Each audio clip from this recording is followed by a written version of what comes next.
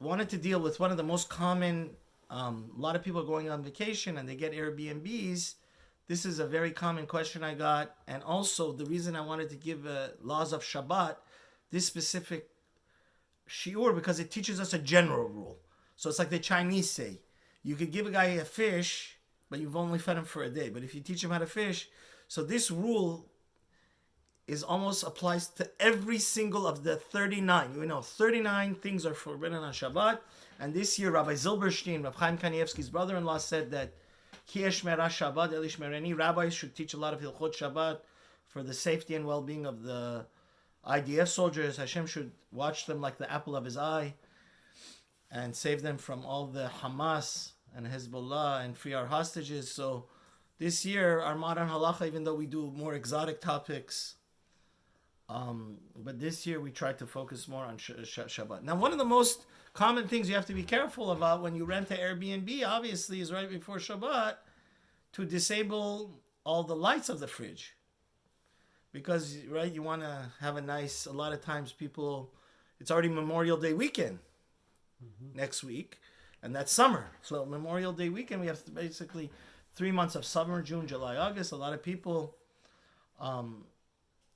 whether you buy a new house or you move into Airbnb for a week or a weekend, we know that.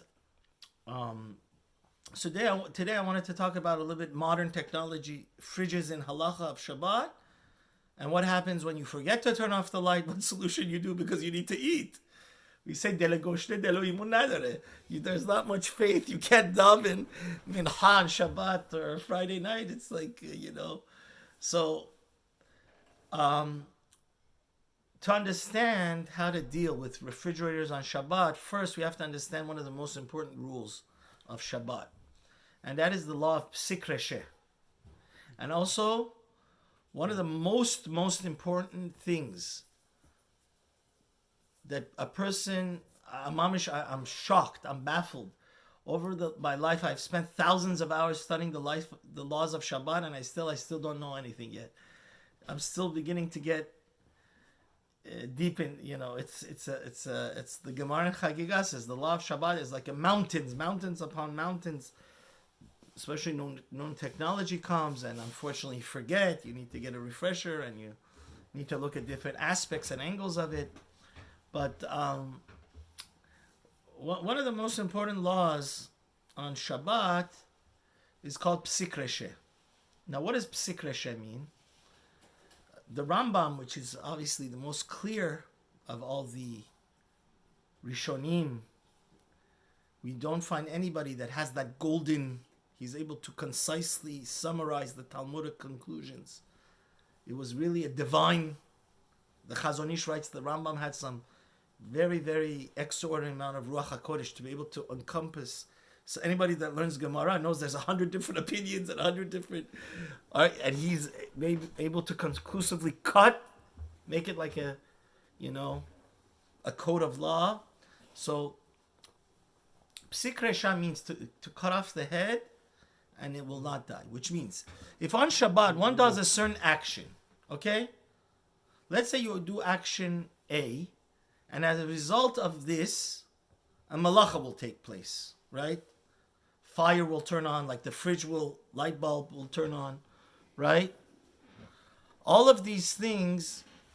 Now, we know that the action that takes place must certainly take place, because even if your action was not to do the, to desecrate Shabbat, is forbidden. Why is this? This is due to the fact that everyone knows that it's impossible to do this action without transgressing Shabbat. Now, what's the classical example that we call it Psik Reshe? It's an Aramaic. Psik Reshe means, the Rambam explains this. He says the classical example is, in Talmudic times, they did not have basketball or baseball. Chicken. Yeah. So, believe it or not, children used to play with the head of a dead chicken. That's the Jews' way. Yeah. Instead of tic-tac-toe or patty cake, baker's man, they used to, that was kind of their Lego. That was their doll. That was their Cabbage Patch Kids. I don't know, whatever. That was their Lego, whatever you want to call it. So it says let's say, for argument's sake, the Talmud says, let's say a father would like to give his son a toy. But the Gemara says it's impossible to cut off the head of the chicken without killing the animal. So that is called PSIK REISHA. You understand? So exactly. Even though you don't want to kill the chicken, the Aruch HaShulchan says that actions speak greater than words, right? Sometimes, usually in Shabbat, we gave a whole shiur on this. My cousin was here. Usually on Shabbat, I was actually in our second Seder Kol, we learned the laws of Shabbat very much in depth. Usually on Shabbat, you need melechet machshevet. Believe it or not, it's like, just like a contractor needs a blueprint and an architect. So just like lahavdil elfei havdalot, like our dear friend Rabbi Mizrahi says, always tells the people that desecrating Shabbat is the death penalty, because since it's just such a serious thing, if you do desecrate it, there's a high. It's not like we're not Islam that kill people like water, like people kill people like flies. Talmudically and halachically, since desecrating Shabbat is a cardinal sin, it's a capital crime, your life is at risk, you need a high barometer for you to transgress that. You need melechet machshevet, which means just like all the 39 forbidden things on Shabbat, the 39 forbidden things on Shabbat, what do we learn it from? Mishkan. Mishkan, Betzalel, which was the architect and the contractor. Hashem was honestly the architect, and then Betzalel was the contractor. So you have to follow a plan.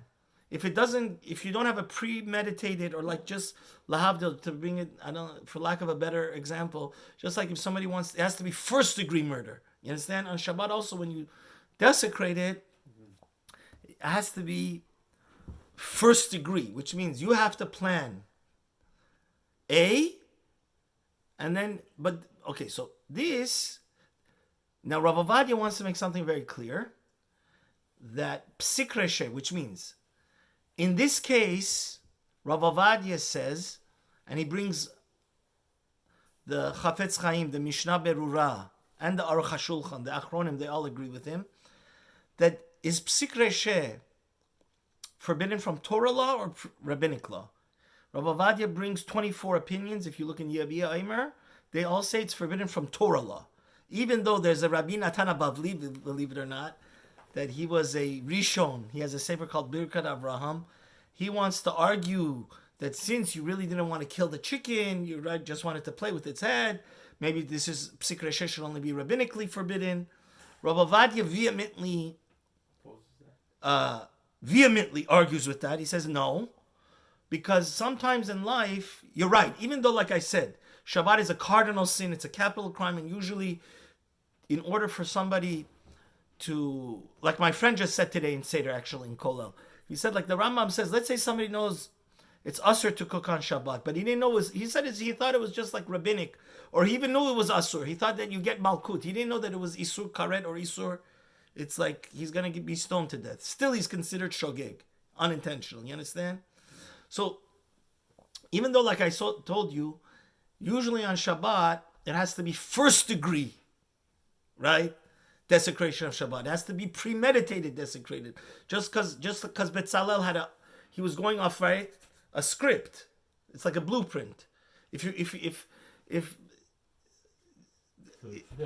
it's exactly, so if you're not following what your intention is, but here actually is exception to that rule, because the Aruch HaShulchan Rav Ovadia brings says sometimes you can't fool yourself, right? You can't come and say, well, I really didn't want to kill the chicken, I just wanted its head, right? Sometimes actions speak greater than words, and since you're very happy that your kid is not nagging and crying like a maniac, I just went to Baltimore for second days to see my new granddaughter and spend the second days with my second daughter. There was a kid literally on the way there was crying literally 4 or 5 hours. So you understand? You can't. It's going to go to the second part of this year, which we're going to be a little bit shorter than. But it's nichale. You're very happy to have the head of the chicken, so your kid doesn't make you have a migraine headache and your head doesn't explode, right? So again, this Rav Ovadia and the Mishnah Berurah agrees to this, and the Aruch HaShulchan, amongst 24 other poskim. That, Rav Ovadia is always encyclopedic. He says that PSIK REISHA is asur not midirabanan, but mideoraita, because it's the Aruch HaShulchan says it's anan sahada. You can't fool yourself or us. Your actions speak greater than your words, and since you're very happy with the result, it's not like you didn't want the result, right? The lo nichale, which is a whole other thing. So since it was the nichale, this is a PSIK REISHA, is considered melechet machshevet and is forbidden under what law? Torah law. Now, what's the most common example of PSIK REISHA? A very common example is opening the door of the fridge. You want the food. You don't want the light to come on. But is it okay to open the door of the fridge if you know automatically, inevitably, the light went on? No, it's asur. Why? Because the direct result, it's a PSIK REISHA, just like the chicken, right? By you opening the door, it's therefore forbidden. Now,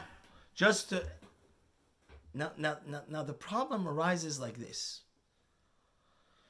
What happens when you're stuck between a rock and a hard place? Let's say it's not your house. You went there on Airbnb, right? The summertime. You went on a family reunion. You went on a Shabbaton. You went the Chofesh. You went, and honestly, one of the worst possible mistakes a person could make is getting to these Airbnbs 2 hours before Shabbat, because that's when these mistakes happen. I know from first-hand experience. You don't have time. You're all, tumult. You're all, you have 501 things to do and not enough time to it, and you didn't check that off. But you need to get the food, right? Because you sometimes you have 100 people to feed or 50, young children. So therefore, something to understand is that these laws of PSIK REISHA were only given to Jews. So which means you're allowed to tell a goy. A goy is not commanded by the Torah to keep Shabbat, right? It's only rabbinic that a goy shouldn't work for us. So solution number one is that PSIK REISHA, right?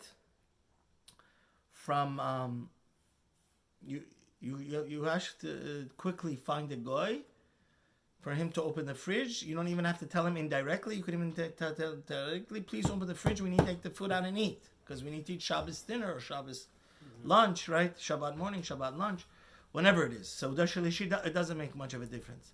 Now the other problem is, let's say you're in the middle of Timbuktu, the Rocky Mountains. There is no goy around. You're on a family reunion. You got this large, 10-bedroom Airbnb, or you went, and there is no goy to be found. So that makes it a little bit more complicated. And I honestly, that's why I said the disclaimer in the beginning of Shir. I said I spent thousands of hours learning the laws of Shabbat, but this one I'm not clarity. You have to ask your local Orthodox rabbi on PSIK. Since if it's a more modern fridge, most probably the light is LED, right? So we know the only time that a light is forbidden is a light that is incandescent bulb. LED bulb, to turn it off and on Shabbat is only rabbinic, okay? So one of the most important rules, like I tell you myself, I was shocked. The first time I went to Harav Ovadia's Saturday night shir, Motzei Shabbat shir in Yazdim, not the first time I went in the winter, but the first time, it was Elul time. So the times hadn't changed yet. It was before Rabbeinu Tam, and he was in a car coming to give the shir. Because it was one of the first times I hadn't seen him in many years. I'd seen him in Deal, New Jersey. I was shocked. I said, Rav Ovadia always says to keep Rabbeinu Tam. Here, he's in the car before Rabbeinu Tam. Because I walk from the Mir Yeshiva. So his gabbai told me, what are you talking about? Rav Ovadia himself is, to sit in a car is only Asur de Rabbanan. It's not Asur Minat Torah to sit in a car for somebody else to drive you on Shabbat, right? Which Asur de Oraita is that? So that Rav Ovadia was stringent that we should keep Rabbeinu Tam is mostly for Torah sin, right? So same thing here. I'm just trying to say, you understand? There's a big difference always safek derabanan lekula. We are more easygoing on rabbinical. Safek Torah lechumra. So incandescent bulb is safek deoraita lechumra. There you're going to have a major problem if you don't have a goy. But one has to. I'm not giving no answer here, but most probably, if you have a young child that's under 5-6 years old and everybody's not going to be able to eat and end up fasting on Shabbat, it's a sorech gadol. And especially if there's light already in the room, when you turn on the incandescent, it's a psik reshe b'isur derabanan. Psik reshe b'isur derabanan is mutar according to Sfaradim b'shat hadachak, right? Not that we go around and looking for problems, but here you're not going to have any food to eat on Shabbat, right? Because all the food is there, and you're going to end up fasting. So perhaps for sure, if a child that is not higia lechinuch, right, is under the age of, for sure, 6 or 5, he's 7 and under, you could have him open up the door because it's only Sudar Abanan. Now, I heard, now again, I'm not giving this last part of the shir, this specific shaila, if there's no goy, you have to ask your, I'm not giving any conclusive halacha, but I heard from my son-in-law that it could be that if the room already has enough light, so, because the problem is, if the kitchen is dark and you open the light and it's at night, it is nichale. You are gaining from it. You can't say, right? See, again, the second part of the first part of the class that I forgot to mention to you, because I really want to do the class on mazel, but I'm going to end it here, is there's a fundamental difference between psik reshe, cutting off the head of the chicken, the nichale. You're happy because you want to have the toy for your kid, or the lo nichale. You really just are not happy with the result. That, one of the Rishonim called the Aruch, which wrote the first Jewish dictionary, holds it's mutar lechatchila. We hold it's only asur derabanan. You understand? Even if you're desecrating a Torah commandment. Psik reshet delo nichale, right? You don't care about the result. You're unhappy with the result.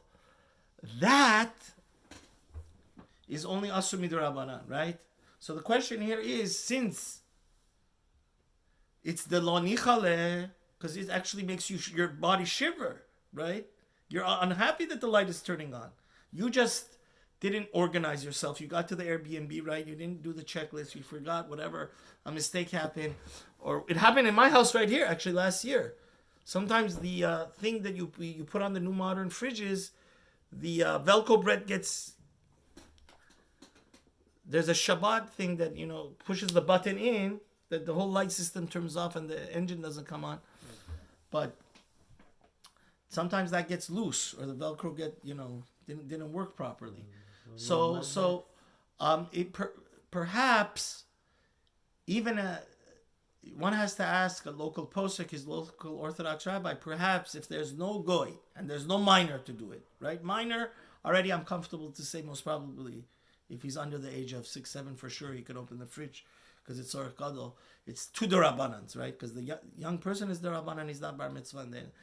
But the question is, some poskim I did hear say maybe cover your eyes, right? and open the door so you're not benefiting from the light. You understand? And you immediately take out the food. But I think the bottom line of this class is that, then it's a problem of closing it. So when you have the go, you could have him close it also. Or the toddler, the kid that's under bar mitzvah. But Hashem should help us that we shouldn't have these nisyonot. But it is a fascinating question that does happen, and we have to delve into it more for next time. Thank you.